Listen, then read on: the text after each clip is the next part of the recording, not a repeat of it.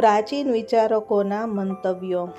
વિદ્યાર્થી મિત્રો, ઘણા પ્રાચીન વિદ્વાનોએ માનવ જીવન ઉપર પર્યાવરણના પ્રભાવને મહત્ત્વ આપ્યું હતું. એરિસ્ટોટલ, બકલ, હમ્બોલ્ટ, રીટર આ વિદ્વાનો માનતા હતા કે ઇતિહાસ અને માનવ જીવન પર ભૂમિ અને પર્યાવરણનો પ્રભાવ પડે છે. આગળના વિદ્વાનો પછી રેડઝેલ અને એલન સેમ્પલ એ પણ સમજાવ્યું કે ભૌતિક પર્યાવરણ માનવની ક્રિયાઓને કેવી રીતે પ્રભાવિત કરે છે, જ્યારે હન્ટિંગ્ટને સમાજ અને સંસ્કૃતિ અને ઇતિહાસ ઉપર આબોહવાના પ્રભાવને સમજાવ્યું. આ બધા વિચારો પરથી આપણને સમજાય છે કે માનવ ભૂગોળ માનવ સમાજ અને પર્યાવરણ વચ્ચેના આંતર સંબંધોને મહત્ત્વ આપે છે. માનવ ભૂગોળ કેવું વિજ્ઞાન છે? અહીં એક મહત્વનો શબ્દ છે ગત્યાત્મક, એટલે કે ડાયનેમિક, અર્થાત સતત બદલાતું અને વિકસતું. માનવ ભૂગોળ એક ગત્યાત્મક વિજ્ઞાન છે. તેમાં સમય સાથે નવા વિષયો ઉમેરાય છે અને અભ્યાસ ક્ષેત્રનો વિસ્તાર થાય છે. હવે આપણે માનવ ભૂગોળનો વિષય વસ્તુ સમજીએ. વિદ્યાર્થી મિત્રો, તકનીકી વિકાસ થતાં માનવ જીવનમાં ઘણા ફેરફારો આવ્યા છે. તેના કારણે માનવ અને પર્યાવરણ વચ્ચેના સંબંધો પણ બદલાતા રહ્યા છે. કેન્દ્રબિંદુ શું છે? તો કે માનવીનો પર્યાવરણ સાથેનો સંબંધ માનવ ભૂગોળના કેન્દ્રબિંદુ છે અથવા તો અભ્યાસનું કેન્દ્રબિંદુ છે. અર્થાત માનવ ક્યાં રહે છે, શું કામ કરે છે અને પર્યાવરણ તેને કેવી રીતે અસર કરે છે તેનો અભ્યાસ એ માનવ ભૂગોળમાં થાય છે. વિશ્વમાં વિવિધતા, એટલે કે વિદ્યાર્થી મિત્રો, વિશ્વના જુદા જુદા પ્રદેશોમાં રહેતા લોકોમાં ઘણી બધી ભિન્નતાઓ જે છે એ જોવા મળે છે. જેમ કે રંગ, સ્વાસ્થ્ય, વસ્ત્ર, રહેઠાણ, ભાષા, ધર્મ, સામાજિક માન્યતાઓ. આ બધી બાબતો પ્રદેશ બદલાય એ મુજબ બદલાતી હોય છે. સાંસ્કૃતિક ભિન્નતા, ઉદાહરણ તરીકે જોઈએ તો યુનાઇટેડ સ્ટેટ ઓફ અમેરિકા એટલે કે USA અને ભારત એટલે કે ઇન્ડિયા જેવા દેશોમાં વિવિધ ભાષા, ધર્મ અને સંસ્કૃતિના લોકો રહે છે. તેથી આવા દેશોને બહુસાંસ્કૃતિક દેશો પણ કહેવાય છે. માનવ ભૂગોળના બે વિભાગ. અમેરિકન ભૂગોળવિદોએ માનવ ભૂગોળના વિષય વસ્તુને બે ભાગમાં વહેંચ્યું છે. પહેલું છે પ્રાકૃતિક પર્યાવરણ એટલે કે નેચરલ એન્વાયરમેન્ટ. પ્રાકૃતિક પર્યાવરણમાં કુદરતી તત્વોનો સમાવેશ થાય છે. ભૂસ્વરૂપ, જળ પ્રણાલી, જમીન, વનસ્પતિ, ખનિજો, આબોહવા. આ બધા જે તત્વો જે છે જેનું સર્જન કુદરત દ્વારા થયેલું છે એનો સમાવેશ જે છે એ પ્રાકૃતિક પર્યાવરણની અંદર થાય છે. બીજું છે સાંસ્કૃતિક પર્યાવરણ કલ્ચર એન્વાયરમેન્ટ, એટલે કે સાંસ્કૃતિક પર્યાવરણમાં માનવ દ્વારા સર્જાયેલી બાબતો આવે છે, જેમ કે વસ્તી અને વસાહતો, કૃષિ, ઉદ્યોગો, પરિવહન, દૂરસંચાર, વેપાર. આ બધું માનવની બુદ્ધિ અને મહેનતનું પરિણામ છે. મુખ્ય તફાવત જોઈએ, જો યાદ રાખવાનું થાય તો કઈ રીતે યાદ રાખીશું કે ભાઈ પ્રાકૃતિક પર્યાવરણ જે છે તેમાં કુદરત દ્વારા બનાવેલું બધી વસ્તુઓનો સમાવેશ થશે. સાંસ્કૃતિક પર્યાવરણ જે છે એની અંદર માનવ દ્વારા જે વસ્તુનું સર્જન થયું છે એ બધી બાબતોનો સમાવેશ એની અંદર થશે. હવે આપણે સમજીએ કે માનવ ભૂગોળના અભ્યાસ ક્ષેત્રમાં સમય સાથે કેવી રીતે ફેરફારો થયા છે. 20મી સદીની શરૂઆતમાં માનવ ભૂગોળમાં મુખ્યત્વે બે બાબતો પર ધ્યાન આપવામાં આવતું હતું. પહેલું છે સાંસ્કૃતિક પાસા અને બીજું છે આર્થિક પાસા. જેમ કે લોકોની જીવનશૈલી, ખેતી, વેપાર અને ઉદ્યોગોનો અભ્યાસ કરવામાં આવતો હતો. સમય જતાં માનવ સમાજની સામે નવી સમસ્યાઓ અને પડકારો આવ્યા, જેમ કે વસ્તી વધારો, બેરોજગારી, શહેરીકરણ, પર્યાવરણની સમસ્યાઓ, સંસાધનોનો અભાવ. આ કારણે માનવ ભૂગોળનું અભ્યાસ ક્ષેત્ર વધુ વિશાળ બનતું ગયું. હવે માનવ ભૂગોળમાં ઘણા નવા વિષયોનો સમાવેશ કરવામાં આવ્યો છે. સમન્વયકારી ઇન્ટિગ્રેટિવ અર્થાત વિવિધ વિષયોને જોડીને અભ્યાસ કરવો. એના પછી છે આંતરવિષયક ઇન્ટરડિસિપ્લિનરી અર્થાત બીજા વિષયોની મદદથી અભ્યાસ કરવો. માનવ ભૂગોળનો સંબંધ નીચેના વિષયો સાથે છે, જેમ કે અર્થશાસ્ત્ર, ઇતિહાસ, વસ્તી વિજ્ઞાન, કૃષિ વિજ્ઞાન, સમાજશાસ્ત્ર, આંકડાશાસ્ત્ર, રાજ્યશાસ્ત્ર. આ બધા વિષયો માનવ જીવનને સમજવામાં મદદ કરે છે. માનવ ભૂગોળના અભ્યાસના મહત્ત્વના પાસા. હવે આપણે માનવ ભૂગોળના અભ્યાસમાં કઈ કઈ બાબતોનો સમાવેશ થાય છે તે સરળ રીતે સમજીએ. સૌપ્રથમ, માનવ ભૂગોળમાં માનવીની ઉત્પત્તિ, તેની વિવિધ પ્રજાતિઓ અને પૃથ્વી પર તેમનું ક્યાં વસવાટ છે તેનો અભ્યાસ થાય છે. ત્યારબાદ માનવ વસ્તીનો અભ્યાસ કરવામાં આવે છે. તેમાં વસ્તીનું વિતરણ, વસ્તીની ગીચતા, વસ્તીની વૃદ્ધિ, વસ્તીની ખાસિયતો અને લોકોનું એક સ્થળેથી બીજા સ્થળે સ્થળાંતર સામેલ છે. એના પછી માનવીની વિવિધ પ્રવૃત્તિઓ પણ મહત્ત્વની છે. તેમાં પ્રાથમિક પ્રવૃત્તિઓ જેમ કે ખેતી અને પશુપાલન, દ્વિતીય પ્રવૃત્તિઓ એટલે કે ઉદ્યોગો, તૃતીય પ્રવૃત્તિઓ એટલે વેપાર અને સેવાઓ, ચતુર્થક પ્રવૃત્તિઓ એટલે કે જ્ઞાન અને માહિતી આધારિત કાર્યો અને પંચમ પ્રવૃત્તિઓ એટલે ઉચ્ચ સ્તરની નિર્ણયકારી સેવાઓનો સમાવેશ થાય છે. એના પછી જોઈએ માનવ અને પ્રકૃતિ વચ્ચેનો સંબંધ પણ માનવ ભૂગોળનો મહત્ત્વનો ભાગ છે. ભૂમિ સ્વરૂપ, વાતાવરણ, જમીન, વનસ્પતિ, જળ સ્ત્રોતો અને ખનિજો સાથે માનવી કેવી રીતે અનુકૂલન સાધે છે તેનો અભ્યાસ કરવામાં આવે છે. માનવ વસાહતોનો અભ્યાસ પણ થાય છે. ગામડા અને શહેરોની વસાહત પ્રણાલીઓ, તેમની રચના અને તેમની સમસ્યાઓને પણ સમજવામાં આવે છે. આર્થિક પ્રવૃત્તિઓમાં શિકાર, પશુપાલન, ખેતી, ઉદ્યોગો, પરિવહન, દૂરસંચાર અને વેપારનો સમાવેશ થાય છે. સામાજિક અને સાંસ્કૃતિક સંગઠનો પણ મહત્ત્વ ધરાવે છે. લોકોના સમાજ અને સંસ્થાઓ કેવી રીતે કાર્ય કરે છે તે સમજવામાં આવે છે. માનવીની સાંસ્કૃતિક પ્રવૃત્તિઓમાં ભાષા, સાહિત્ય, શિલ્પ, સંગીત, ધર્મ, લોક સાહિત્ય અને પરંપરાઓનો સમાવેશ થાય છે. અંતમાં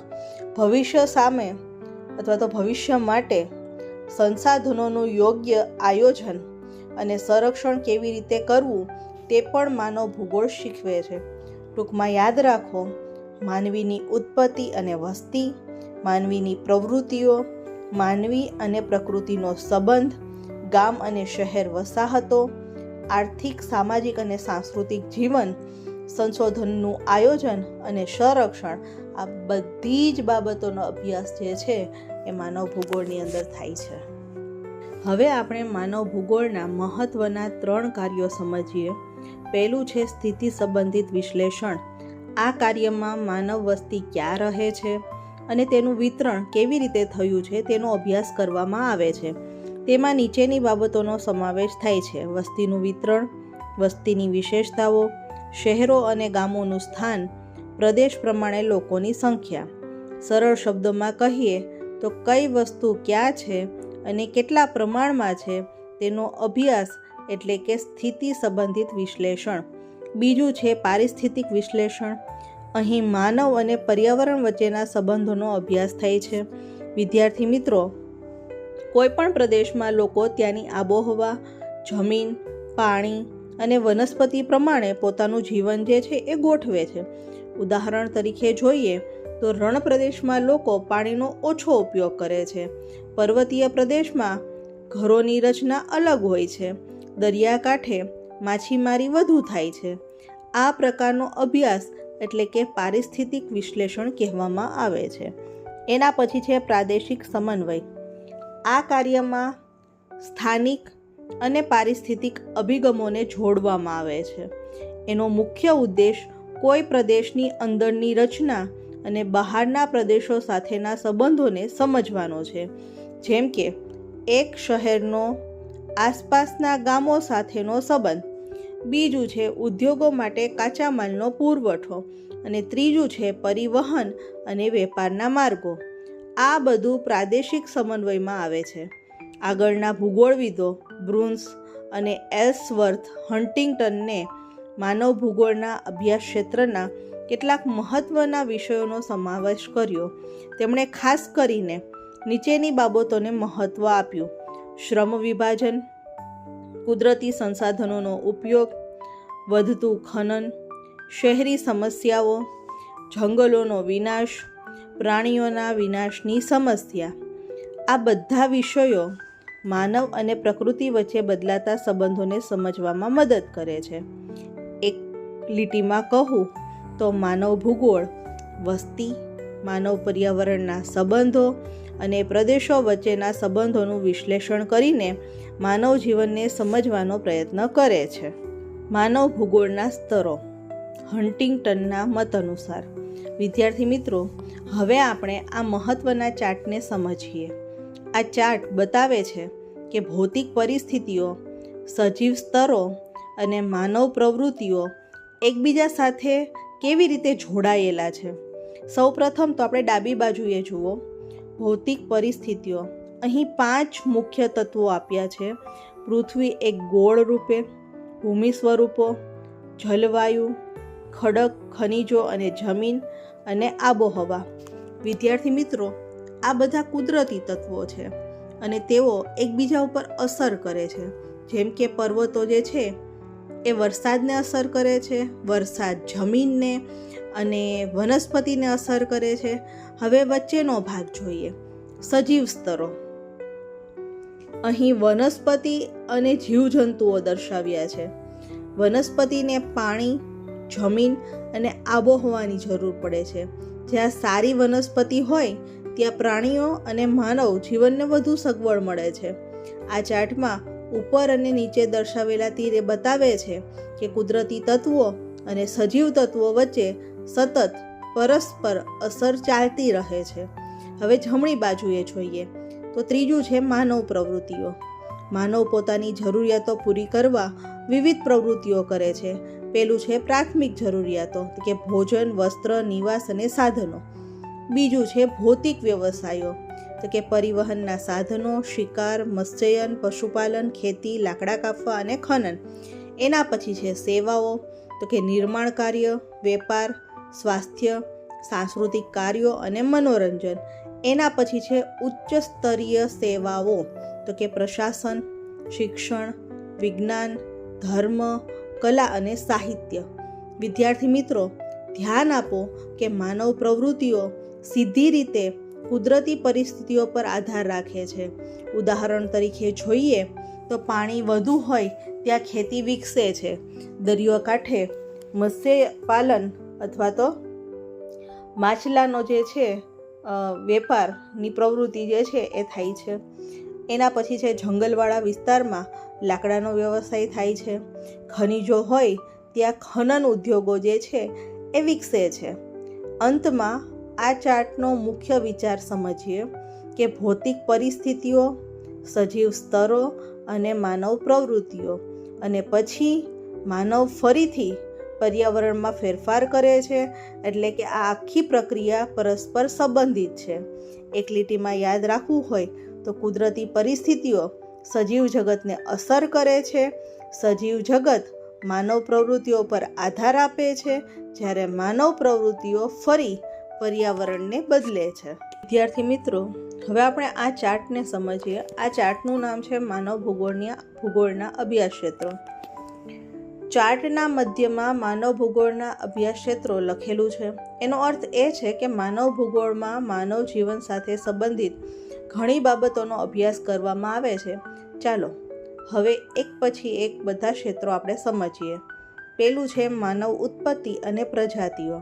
અહીં માનવની ઉત્પત્તિ કેવી રીતે થઈ, માનવની વિવિધ પ્રજાતિઓ કઈ કઈ છે અને તેઓ વિશ્વના કયા ભાગોમાં વસે છે એનો અભ્યાસ થાય છે. બીજું છે માનવ વસ્તી.